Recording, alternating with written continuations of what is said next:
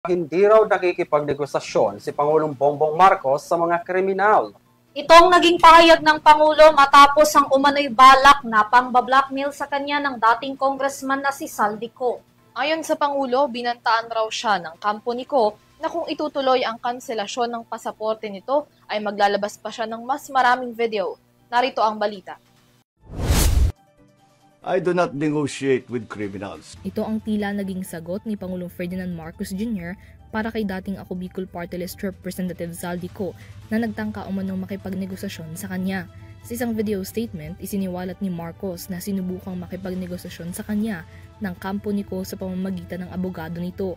Ang nilalaman ng negosasyon, blackmail umano laban sa gobyerno. Pabanggit sa inyo, dinapitan po kami ng abogado ni Saldico at nagtatangkang mag-blackmail na kung hindi po namin kakanselihin daw ang passport niya, hindi na raw siya maglalabas ng video.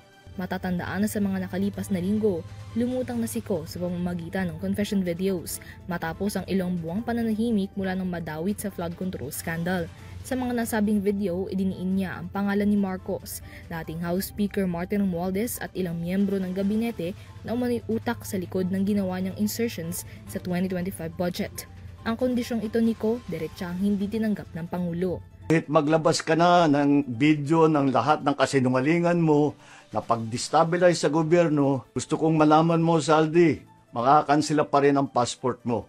Hindi ka na makakatakas. Sa parehong video statement, iniulat na rin ni Marcos ang mga developments sa mga kasong kaugnay ng flood control scandal.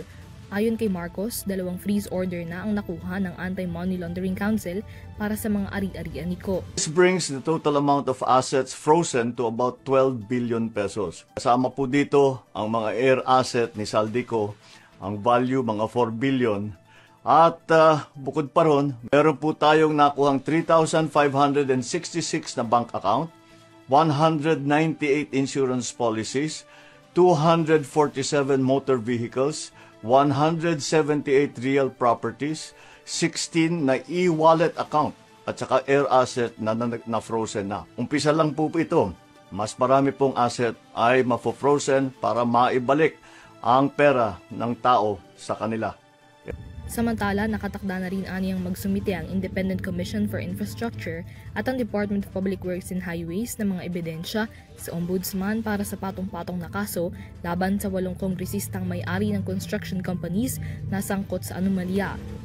Kabilang sa mga kasong irerekomenda ay plunder, anti-graft at conflict of interest. Sa kasalukuyan, mayroon ng 17 arrest warrants ang na-issue laban sa mga sangkot sa flood control scandal kabilang na ang kay Saldico. 8 sa mga ito, kasalukuyan ng nasa kustodiya ng mga otoridad. Para sa EuroTV News, Mia Layagin, sumasaludo sa bawat Pilipino.